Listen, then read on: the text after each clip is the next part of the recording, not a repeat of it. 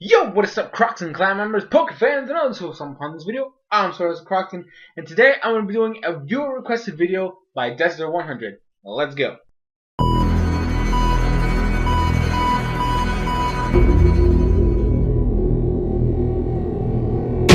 So Desert100 wanted me to talk, or do a rant, essentially, on the whole concept of there's people out there who want another Gen 1 remake. Essentially, it would be like a remake Fire Red Fire Red and Leaf.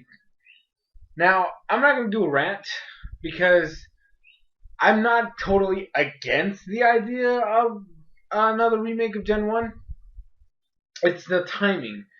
Now, when he was talking about it, and when he asked me about it, he told me the whole concept of. I mean, everybody knows the ideology and the concept of a Gen 1. Everybody knows it. I'm not a person that hates the mindset. I'm more indifferent to it. I really don't care. I can see I can see kind of like where they're coming from, but it doesn't bother me in the least. Like unless someone who essentially is a Gen 1er and actually tries to attack me for believing that generations after Gen 1 are better than Gen 1, that's when I can get on the fence and actually try to like backfire. But for the most part, I don't interact with Gen 1ers, so I don't have like an actual experience with the mentality to really hate it. So I'm just indifferent.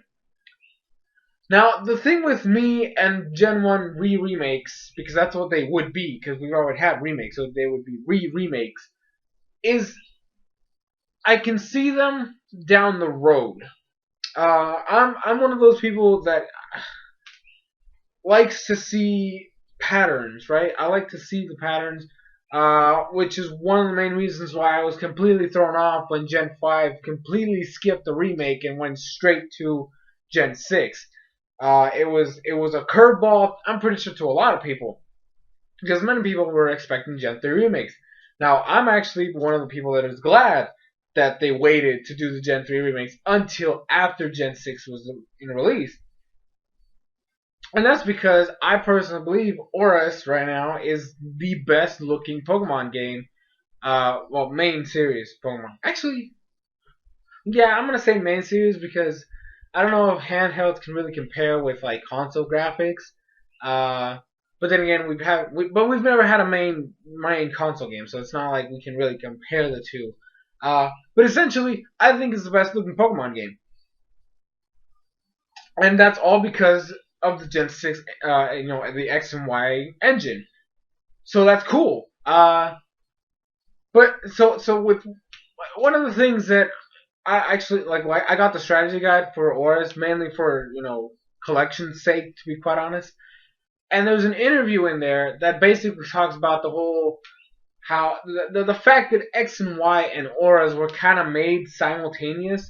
So you had like two separate teams kind of like working on the thing. So you had the people that were focusing on X and Y with their own director and all that stuff. But one of the people that was working in the X and Y game was also the creator / director of the Oris games. So it was kind of like two pairs, because they're both pairs, two pairs of games being done at the same time. Now, why is this an issue? Well, X and Y was, besides the whole updated graphics, the updated engine, and the new mechanics, it kind of falls flat. A lot of people who came back to Pokemon loved the game. People like me who have not stopped playing Pokemon since the series came out felt a little lackluster. X and Y had way too many flaws. It was the biggest one of them all, and this is the one that's reiterated a lot by people who continuously played the games. It was just way too easy. Now, one nitpick I had, and I know other people that do have it, the story was crap. I'm sorry. If you enjoyed the X and Y story, that's fine, but I personally disliked the story. It was way too simplistic, and it was kind of obvious in certain aspects, and it was just boring most of the time. I honestly didn't care about half of the gym leaders in the thing. So it's one of those things where like it was big improvements, but there were still some flaws in the downside of the whole Pokemon mythology and all that stuff. So it it really shows that Oris was a bigger focus than X and Y because Oris it's an improvement to the original games. It's not the same thing. It's actually somewhat different than the originals. And for the most part, I actually like the fact that it's like that. I mean, I'm one of the people that saw the Gen 3. Gen 3 was my favorite. Okay, the Gen 3 games are my favorite of all times. And then Oris, which is essentially a remake of those, is essentially becoming my favorite of the games.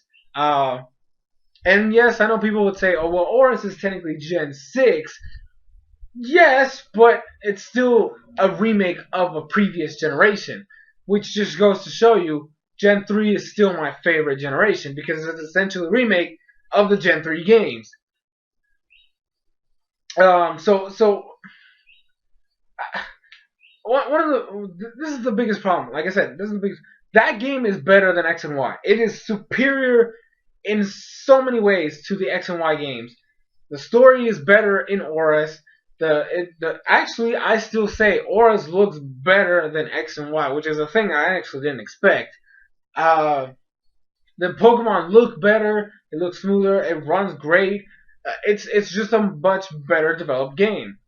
So when he told me about the fact that people want Gen 1 remakes, I was kind of on the fence because we just got Oris. We just got Oris. We still this is how I see it. If we're gonna get Gen 1 remakes, I think it should come after the Gen 4 remakes. Now I know I'm probably gonna get all the hate for this because I know that Gen 4 is a generation a lot of people like and the favorite of a lot of people. I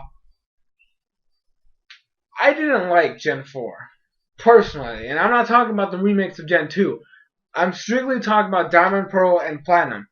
I wasn't a big fan of those. For the most part, I mean, here's how I systemize Pokemon in general. Gen 3 is my favorite generation of all time. I put Gen 5 as having the best story. Gen 4 for me, while it reintroduced a lot of people back into the franchise, kind of like X and Y did, I got the games, right? I continuously followed the series. I continuously followed the franchise. I haven't stopped playing Pokemon since it came out. I said this before. I've been constantly following the games and the series, the anime. The only thing I really don't bother with anymore is the trading cards. And that's because I kind of dropped out of that when I was younger. Because I mean, I'm gonna be honest. I live in a place where video games and trading card games and comic books. It's where I lived. That stuff was lackluster and very like not important. So there was not really a lot of events. So while I used to collect the cards and I used to play the cards, there was not really anywhere to go with the cards. So I just felt like collectibles, and I'm not a person that can continuously go out and buy new decks and just to have them sit there. If I'm gonna have a deck of cards, I'm gonna be using the deck of cards. So while I dropped out of that, I've continuously followed the anime and I've continuously followed the games. I have owned pretty much all the main series games and plenty of the side games. I love Pokemon to such an extent that if they could release anything, I'm probably gonna like it. No matter how crappy it is. But Gen 4, like I said, it was a time where people ran back to the series. They came up with new mechanics, but to me, it was just bad. Now, I'm not one of those people that complain about the whole fact, because I actually didn't notice this when I was younger. But Gen 4 is really slow in terms of like the way the game plays. It's really, really slow. And I also honestly didn't realize that. I guess it was just something subconscious. I don't know what. I just could not enjoy the games. Like, it was one of those things where, unlike Oris, unlike X and Y, unlike Black and White and Black and White 2, Heart Gold, Soul Silver, pretty much any other game of the franchise, I have dedicated time to.